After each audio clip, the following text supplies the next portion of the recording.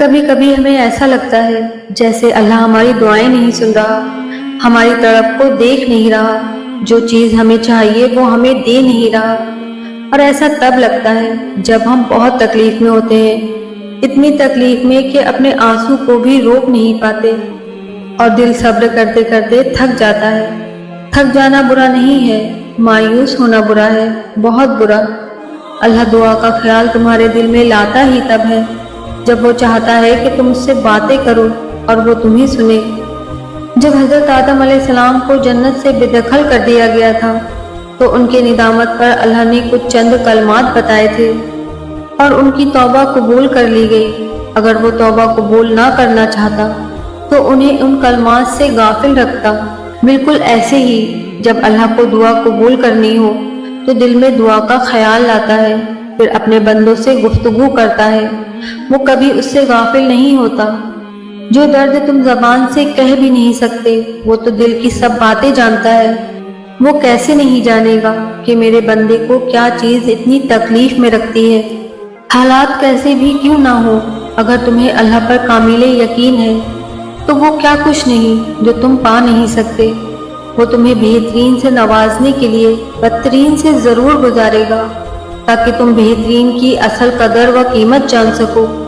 پر تم بالکل ہمت نہ ہارنا، کیونکہ ہر گزرتا وقت تمہیں آنے والے بہترین کے قریب کرتا چلا جائے گا۔ یقیناً وہ وقت بہت ہی قریب ہے کہ تمہارا رب تمہیں خوش کرنے میں کوئی کسر نہیں چھوڑے گا، بالکل ایسے ہی جیسے کہ تم نے اس کی رضا کے لیے اپنی خواہشات کو قربان کرتے ہوئے اپنے صبر سے اسے راضی کرنے میں کوئی کسر نہیں چھوڑی۔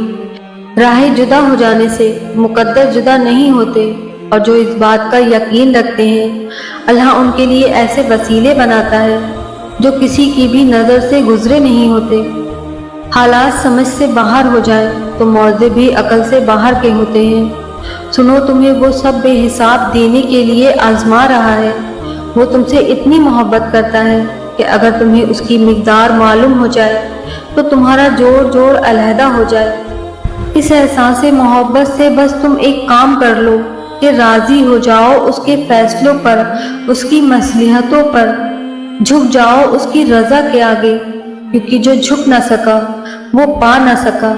توکل کرو جیسے نوح علیہ السلام نے دوران سیلاب کیا، جیسے ابراہیم علیہ السلام نے تپتی ہوئی آگ میں کیا، جیسے موسیٰ علیہ السلام نے سمندر پر چلتے ہوئے کیا، جیسے یوسف علیہ السلام نے اندھے کنویں میں کیا، جیسے یونس علیہ السلام نے مچھلی کے پیٹ میں کیا، جیسے ایوب نے بیماری میں کیا، جیسے ہاجرہ نے تپتے ہوئے صحرا میں کیا، جیسے زکریا علیہ السلام نے اپنی بیوی کے بانجھ ہونے کے باوجود اولاد کی دعا کرتے ہوئے کیا۔ بس یقین رکھو، یقین رکھو، اندھا یقین، پھر دیکھو کیسے مقدر بدلتے ہیں، کیسے آزمائشوں کے پہاڑ ریزہ ریزہ ہوتے ہیں، کیسے موضوع کے دروازے کھلتے ہیں۔ اللہ کو چھوڑو گے تو کوئی چیز ہاتھ نہیں آئے گی۔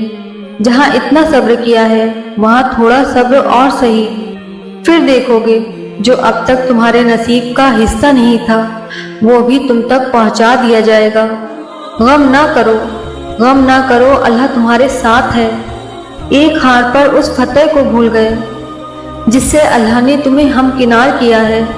اس کی رحمتوں کو یاد کرو اور جانشین کر لو کہ تمہارا رب ہر شے پر کامل ہے۔ دنیا میں ایسا کچھ بھی نہیں جس پر تمہارے رب کا اختیار نہ ہو۔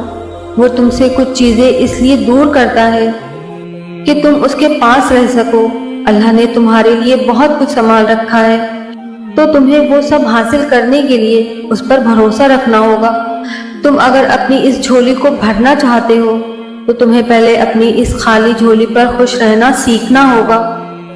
یہی اس کی عطا کا انداز ہے کہ وہ پہلے تمہیں مانگنا سکھاتا ہے اور پھر وہاں سے عطا کرتا ہے جہاں سے ملنا تمہیں ممکن نہیں لگتا۔ وہ تمہیں تم سے گزار کر ہی خود تک لاتا ہے۔ وہ تمہیں پہلے تمہاری پہچان کرواتا ہے، پھر اپنا پتہ دیتا ہے۔ تم اپنی مرضی سے اس کی جانب نہیں جاتے، بلکہ جب اسے تم پر بے حد پیار آتا ہے تب وہ ایسے حالات پیدا کر دیتا ہے کہ تم اس کی جانب کھینچے چلے جاتے ہو۔ وہ تو تمہیں 70 ماؤں سے زیادہ محبت کرتا ہے، جیسے ماں اپنے بچے کی ایک سسکی پر دوڑی چلی آتی ہے۔ फिर वो कैसे तुम्हें तुम्हारी रोती हुई पुकार पर अकेला छोड़ सकता है। तुम्हें अभी ऐसा लगेगा जैसे अल्लाह ने तुम्हें वो नहीं दिया जो तुम चाहते थे, मगर तुम जल्द ही जान जाओगे कि जो नहीं मिला उसका मिल जाना कितना बुरा था। तुम जल्द ही समझ जाओगे कि शुक्र के लिए सब्र कितना जरूरी था।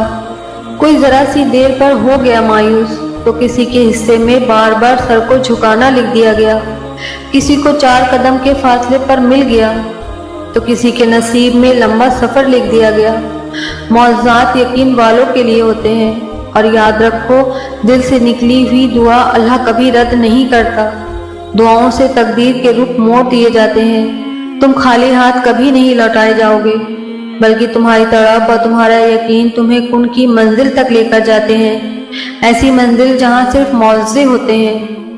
जो चीज़ें जितनी नामुमकिन होती हैं वो उतनी ही मुमकिन भी होती हैं, लेकिन कौन जाने, हम जरा सी देर देख लें तो इनकार समझ लेते हैं। सब्र और दुआ की ज़रूरत है, फिर तुम देखोगे इस देर के बाद कुन फरमा दिया जाएगा और तुम्हारी मनपसंद चीज़ को तुम्हारे नसीब में लिख दिया जाएगा। जब आपको कोई रास्ता नजर ना आए, हालात बिल्कुल नामुमकिन लगने लगे, रास्ते तंग नजर आए, तब और भी ज्यादा यकीन से दुआ करना, क्योंकि यही वो वक्त है जब सबसे ज्यादा हमारा सब्र आजमाया जाता है और उसके बाद ही हमारी दुआ कबूल होनी होती है। और हमने जैसे बाकी इम्तिहान पास कर लिए, उसी तरह इस इम्तिहान में भी पास होना है। अल्लाह पर तवक्कल रखकर तुम्हारी अल्लाह पर लगाई उम्मीदों पर अपनी सोचों के बांध ना बांधो। वो तो रब करीम, वो रहमान और रहीम है। वो जिसने तुम्हें उन दुआओं की तौफीक अता फरमाई है, वही उस चीज़ को तुम्हारी तकदीर के शफ़ों में शामिल करने पर भी कादिर है।